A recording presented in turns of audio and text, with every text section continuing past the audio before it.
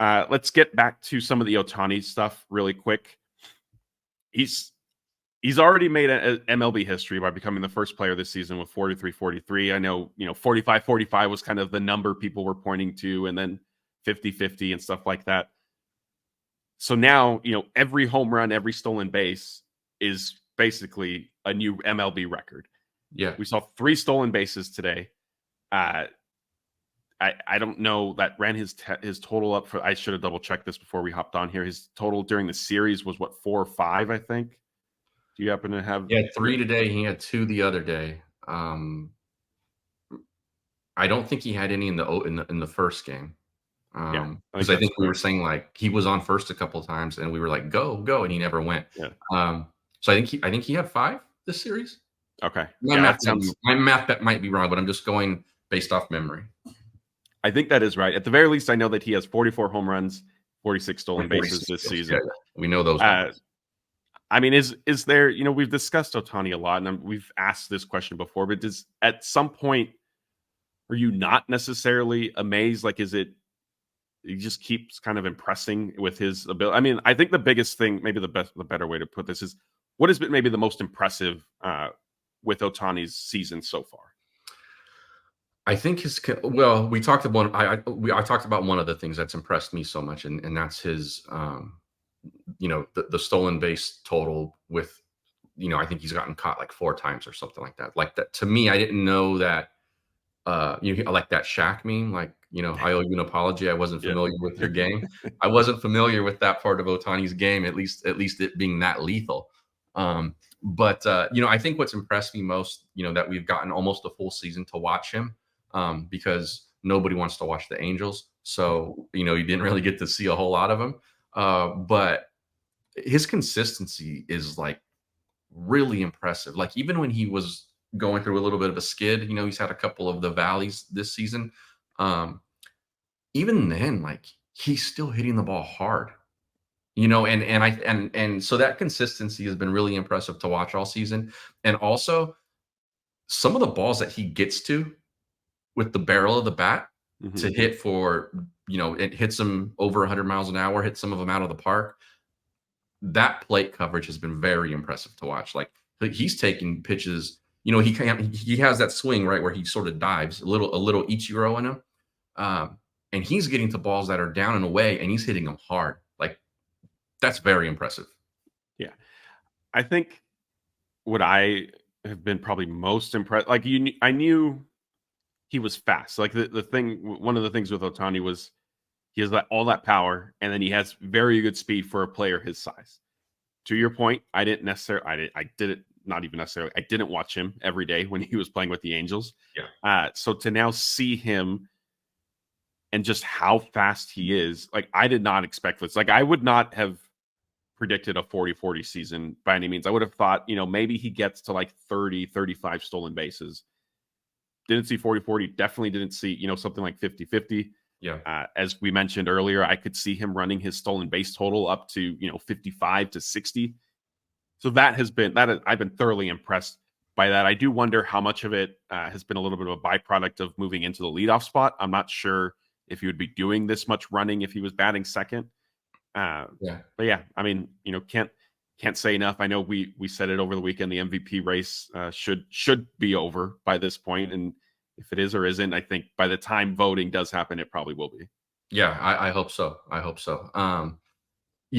think another thing with him too is like,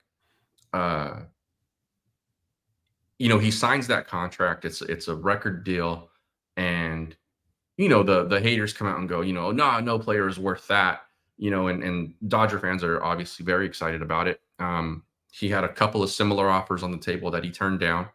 And to get that kind of deal, have those expectations, not just from Dodger fans, but from like baseball and the sports world, the casual sports world as well, because $700 million for 10 years, and then the deferrals, and then the gambling stuff that all happened, like, all of this stuff, and then playing in LA with these expectations on a team that has World Series or bust sort of, vibes.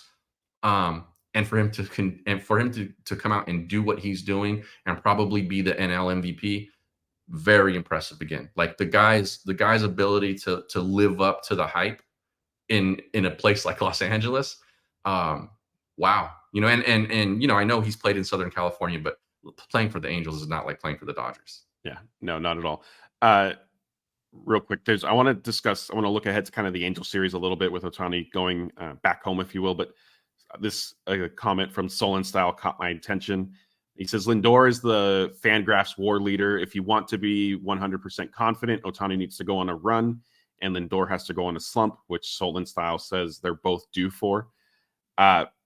Respectfully to Fangraphs and their WAR leaderboard, that's great and all. I know that can be useful in determining player value and MVPs. Francisco Lindor, like, again, Shohei Ohtani, I don't know how many other ways we can say in Solon Style. I'm not like speaking to you directly, just in general.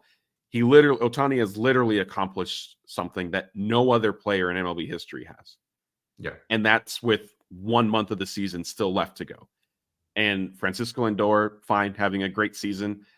I know the MVP stuff, like more so in basketball, it becomes more of a conversation of, hey, like, can the MVP go to a player's if their team is, 8th in the playoff seeding or not making the playoff, stuff like that. So I'm not going to, I know the Mets have improved and have climbed back into the wild card picture.